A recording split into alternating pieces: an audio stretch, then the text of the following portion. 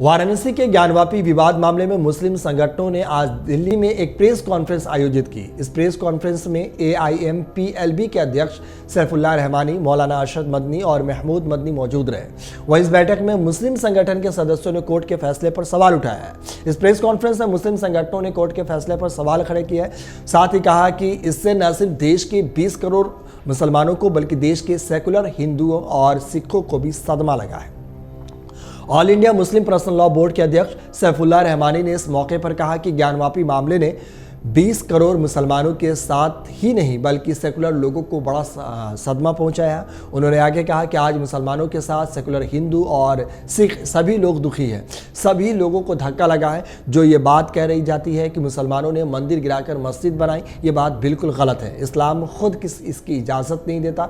दुनिया की पहली मस्जिद मोहम्मद साहब ने पैसे देकर ख़रीदी थी, तब मस्जिद बनाई थी। उन्होंने कहा कि इस्लाम के कानून के मुताबिक अगर किसी ज़मीन पर बिना इजाज़त नमाज पढ़ने लगे तो इसकी इजाज़त नहीं है। और इस तरीके से इंतज़ामिया कमेटी ने एक प्रेस कॉन्फ्रेंस की और इस प्रेस कॉन्फ्रेंस में उन्होंने ये सारी बातें कही हैं। उन्होंने आगे कहा कि अदालतों के फैसले मायूस करने वाले हैं। ज्ञानवापी मामले में दूसरे पक्ष को अपनी बात रखने का मौका अदालत में नहीं दिया गया। अक़लियतों को लग रहा है कि ऐसा तो नहीं है कि अदालतों में बहुसंख्यकों के लिए अलग कानून है। राम मंदिर में भी यही फैसला हुआ था, वहाँ कभी भी मंदिर तोड़कर मस्जिद नहीं बनाई। हमारी अदालतें भी इस तरह चल रही है कि लोगों का भरोसा टूट गया। इसलिए हम बात पर अफसोस है कि जब सभी धर्मों के लोगों ने मिलकर शहादत दी, अब सबको बराबर नहीं देखा जा सकता। 1991 का जो कानून है उसे हम अपने देश को झगड़े से बचा सकते हैं। अगर इस कानून को अमल में नहीं लाया जाएगा तो कई फसाद होंगे। सुप्रीम कोर्ट ने अपने फैसले में ही 1991 के कानून के महत्व को समझा और उसे मजबूत किया।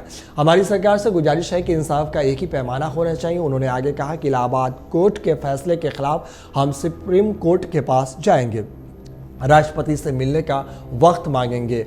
वहीं मौलाना अरशद मदनी ने कहा कि आज़ादी के बाद अब तक मुसलमान किस तरह की मुश्किल में घिरा है। मौजूदा समय में जिस तरह से अलग अलग मुद्दों को उठाया गया है, इससे ऐसा लगता है कि कानून की हिफाजत करने वाली अदालतें में ऐसी लचक पैदा हुई है जिससे मजहबी मकामात पर कब्जा करने वालों की हिम्मत बढ़ी है। हमने 1991 के कानून में बाबरी मस्जिद को अलग करने से ही खफा थे, लेकिन यहाँ तो दूसरी मस्जिदों को भी कानून के बावजूद निशाना बनाया जा रहा है। वहीं बाबरी मस्जिद के फैसले ने इन लोगों के खिलाफ रास्ते खोल दिया है जिसमें कानून के हिसाब से नहीं बल्कि आस्था की बुनियाद पर फैसला दिया है। अदालत देख रही है कि बहुसंख्यक समाज क्या चाहता है, वही फैसला हो जाता है। कानून के हिसाब से फैसला नहीं होता है। इस तरीके से अंजुमन इंतज़ामिया ने कई आरोप कोर्ट पे भी लगाए हैं और उन्होंने कहा है कि ये बहुसंख्यकों के लिए खुशी है बल्कि अल्पसंख्यकों के लिए दुखी है, और जो भी अल्पसंख्यक इस देश में उसके लिए दुखी है। ये प्रेस कॉन्फ्रेंस करके ये सारी बातें कही गई है। अगर आप ये वीडियो YouTube पर देख रहे हैं तो हमारे चैनल को सब्सक्राइब करें और बेल आइकन को दबाना ना भूलें। अगर आप Facebook पर ये वीडियो देख रहे हैं तो हमारे पेज को लाइक करें।